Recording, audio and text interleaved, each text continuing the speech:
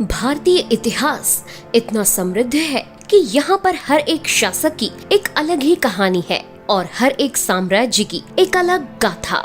हमारा भारतीय इतिहास इतना समृद्ध है कि उसकी कथाओं को सुनकर इतिहास के पन्ने भी उत्तेजना से भर जाते हैं। ऐसी ही एक गाथा है भारत के वीर चक्रवर्ती अशोक सम्राट के बारे में, जिन्होंने अपनी महानता से पूरे भारतवर्ष को अपनी मुट्ठी में कर लिया था और उसके बाद अचानक से अपना हृदय परिवर्तन करके अहिंसा का मार्ग चुन लिया था। आज के इस वीडियो में हम बात करेंगे कि आखिर क्यों अशोक ने अहिंसा के मार्ग को चुना।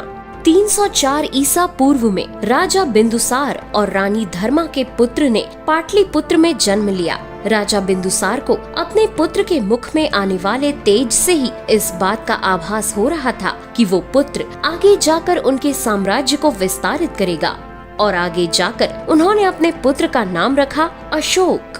ऐतिहासिक लेखों के अनुसार राजा बिंदुसार की 16 पटरानियां थी और उनके 101 पुत्र थे, जिनमें से एक अशोक भी थे।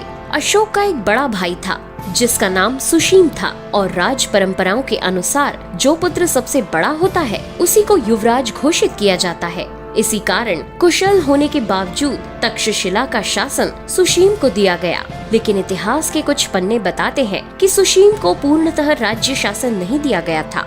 लेकिन सुशीम के अकुशल प्रशासन के कारण उस क्षेत्र में विद्रोह पनप उठा। ऐसे में राज्य दरबार में हर किसी को पता था कि राजपुत्र अशोक के अलावा कोई भी इस विद्रोह को नहीं रोक पाएगा और इस बात को जानकर अशोक को ही जनता में पनप रहे उस विद्रोह को शांत करवाने के लिए भेजा गया।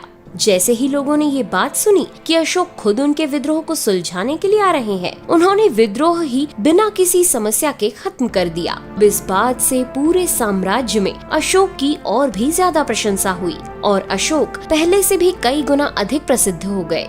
लेकिन इस प्रसिद्धि से उसके बड़े भाई सुशीम को डर सताने लगा कि अगर अशोक की प्रसिद्धि अत्यधिक रूप से पूरे साम्राज्य में फैल गई तो कहीं ऐसा ना हो कि उसकी राजगद्दी खतरे में पड़ जाए। इसी भय के कारण उसने सम्राट बिंदुसार को कहकर अशोक को निर्वास में डाल दिया और इसी निर्वास का पालन करते हुए अशोक कलिंग चले गए। वैसे तो अशोक काफी क्रूर स्वभाव के थे, लेकिन फिर भी वो बौद्ध गुरुओं के साथ रहकर अपने क्रोध पर काबू पाना सीख गए थे।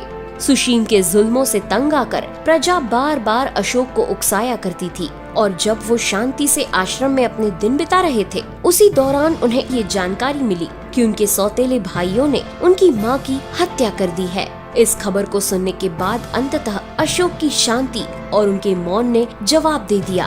क्रोध से भरे अशोक ने अपने 99 सौतेले भाइयों की हत्या कर दी और अंततः सिंहासन की बागडोर 270 ईसा पूर्व में अपने हाथों में संभाली।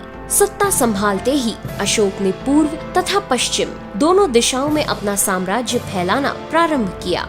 उसने केवल 8 वर्षों में आधुनिक असम से ईरान की सीमा तक अपना साम्राज्य विस्तृत कर लिया और बन गया भारत का इकलौता चक्रवर्ती सम्राट। लेकिन सकुशल और वीर शासकों के होने के बावजूद एक ऐसा राज्य था जो उनके पूरे राजवंश पर किसी कलंक की तरह लगा हुआ था और वो दाग था कलिंग राज्य। कलिंग इकलौता ऐसा राज्य था जिसको कभी भी मौर्य वंश का कोई भी व्यक्ति नहीं जीत पाया था और इसी कलंक को अपने राजवंश से हमेशा हमेशा के लिए मिटाने का मकसद लेकर अशोक अपनी जिंदगी का सबसे विध्वंसक युद्ध लड़ने के लिए निकल पड़े। इसी विध्वंसक युद्ध को कलिंग के युद्ध का नाम दिया जाता है। काफी घंटों लड़ने के बाद कब किसकी जीत हो सकती थी, इसके बारे में किसी को कोई अंदाजा नहीं था। किसी व्यक्ति को ये भी नहीं समझ आ रहा था कि वो किसका खून बहा रहा है। बस सब हवा में अपनी तलवार चला रहे थे और हर किसी का खून बहा रहे थे। इस खूनी खेल के बाद अंततः अशोक ने कलिंग की लड़ाई जीत ली और अपने राजवंश का पहला और इकलौता ऐसा शासक बना जिसने कलिंग राज्य को भी अपनी मुट्ठी में कर लिया था। लेकिन इस युद्ध में लगभग 1 लाख सिपाहियों की मृत्यु हो गई और 1.5 लाख सिपाही बुरी तरह घायल हो गए।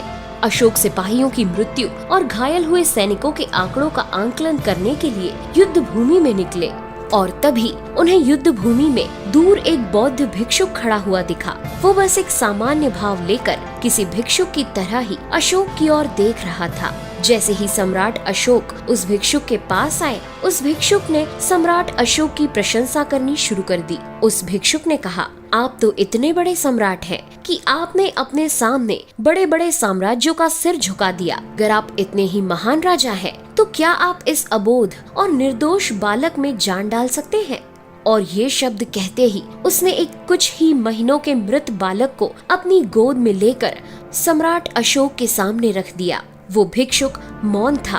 उसकी आंखें सवाल कर रही थी कि आखिर इस अबोध शिशु की क्या गलती है जो इसने भी इस विध्वंसक युद्ध में अपनी जिंदगी गंवा दी। अशोक काफी देर तक उस भिक्षुक की आंखों में देखते रहे और उनके मन में एक अलग ही संग्राम शुरू हो गया। वो समझ नहीं पा रहे थे कि वो उस भिक्षुक को क्या जवाब दें, और अंत में उनकी आंखों में करुणा का एक आंसू छलक पड़ा और उस एक क्षण में सम्राट अशोक का हृदय परिवर्तित हो गया। जो सम्राट अशोक क्रोध के आवेश में आकर राजगद्दी की ओर आए थे, उस क्रूर राज्य शासक को अशोक ने एक बार फिर से अलविदा कह दिया और एक बार फिर से उन्होंने शांति के मार्ग को अपनाने का निर्णय लिया और युद्ध क्रियाओं को सदा के लिए बंद कर देने की प्रतिज्ञा की। एक भिक्षुक की तरह ही बौद्ध धर्म के उपदेश को विश्व की विविध जगहों तक पहुंचाते हुए उन्होंने अपनी जिंदगी के आखिरी कुछ साल व्यतीत किए। उनके पुत्र महेंद्र तथा पुत्री संघमित्रा ने भी बौद्ध धर्म के प्रचार में योगदान दिया और विश्व में अहिंसा का संदेश पहुंचाया। लगभग 232 ईसा पूर्व में उनकी मृत्यु हुई और अशोक की मृत्यु के बाद मौर्य राजवंश लगभग 50 वर्षों तक चला और फिर अंततः मौर्य साम्राज्य का भी पतन हो गया।